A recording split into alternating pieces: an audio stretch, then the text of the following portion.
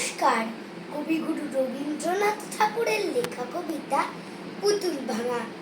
৭-৮-২৭ আমি বলেছিলেম বলে গুরু মশাই আমারও পরে উঠল রাগের জ্বলে।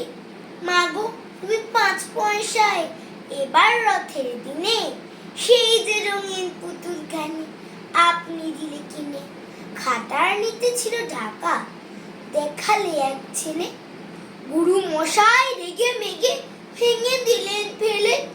বললেন তোর দিন রাত্রি কেবল যত খেলা, একটুও তোর মন বসে না পড়াশুনোর বেলা। মাগো আমি জানাই কাকে, ওর কি গুরু আছে? আমি যদি নালিশ করি এখনই তার কাছে। কোন রকম খেলার পুতুল নেই কি মা ওর ঘরে? সত্যি কি ওর একটু মন নেই পুতুলের উপরে?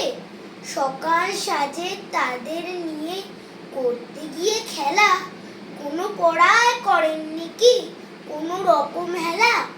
ওর যদি সেই পুতুল নিয়ে ভাঙেন কেউ রাগে, বল দেখি মা ওর মনে তা কেমন তর লাগে।